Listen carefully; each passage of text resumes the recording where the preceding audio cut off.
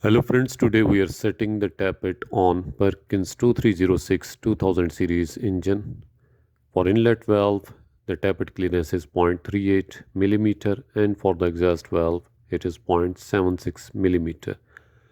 In inches it's 0.015 inch and 0.030 inch respectively. Remove the top bolt 1 from the cover 2 on the flywheel housing and slacken the other cover bolt to allow the cover to open.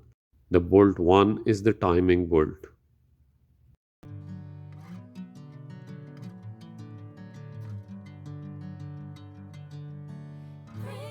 Remove the plug 3 from the timing bolt location in the flywheel housing and fit the timing bolt. If no timing bolt is available, you can insert any Allen key which fits the size of the bolt.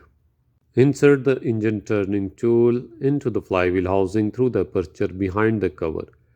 Use a half-inch drive ratchet with the turning tool to rotate the engine flywheel in the normal direction of rotation anti-clockwise when viewed on the flywheel until the timing bolt engages with the threaded hole in the flywheel.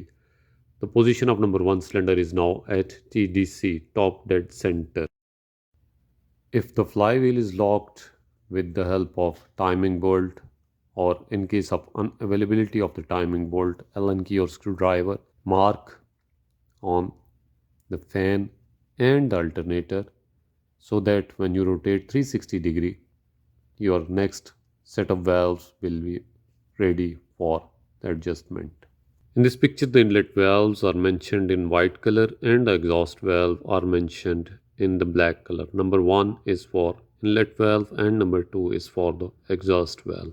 Check cylinder number 1 rocker arms. If both inlet and exhaust valves are fully closed and the rocker arms move by hand, the piston is at TDC on the compression stroke.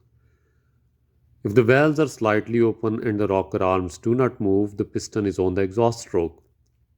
If on the exhaust stroke, remove the timing pin, rotate the flywheel one full turn 360 degree in the normal direction of rotation and reinstall the timing pin. We have already marked on the fan and the alternator. Now reinstall the timing pin when these 2 points match and cylinder number 1 now be at TDC on the compression stroke. You can start the tappet setting.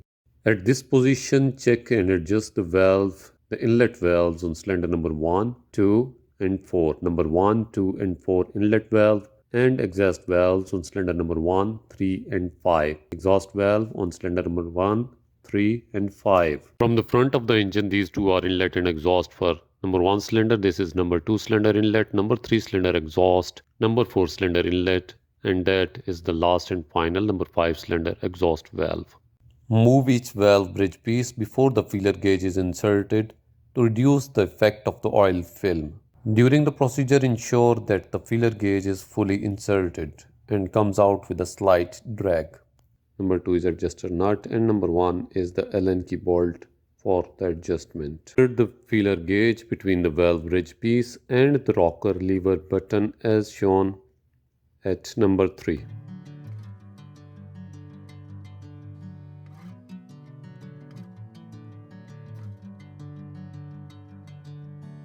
Bring me into golden sunlight. If I'm going with you, I know we'll get to the other side. Sinking in, I know this feels right. Catching a breeze, love moving through me like a wildfire, like a wildfire.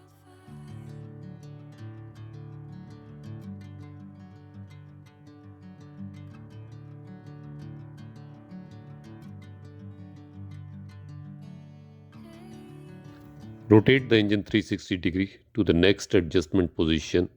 Now check and adjust the inlet valve tappet clearance on cylinder number 3, 5 and 6 as required. Then check and adjust the exhaust valve tappet clearance on cylinder number 2, 4 and 6. As I have already told you, these are the two inlet and exhaust valve for cylinder number 6. That is the inlet valve for cylinder number 5. That is the exhaust valve for cylinder number 4. And next is the inlet valve for cylinder number 3 and then the exhaust valve for cylinder number 2. These are valves to be adjusted in the second round. Catching a breeze, love moving through me like a wildfire, like a wildfire.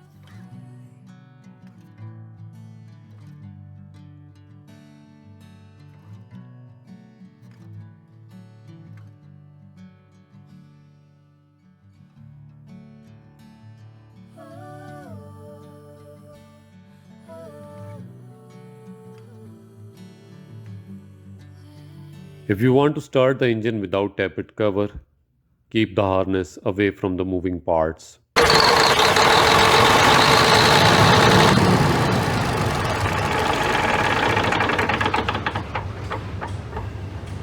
tappet clearance adjustment is now complete and the engine has been started. As you can hear, it is running smoothly.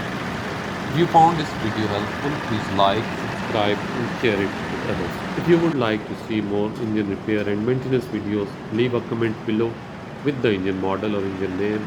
I will do my best to create a step-by-step video for you. Thanks for watching and see you in the next video.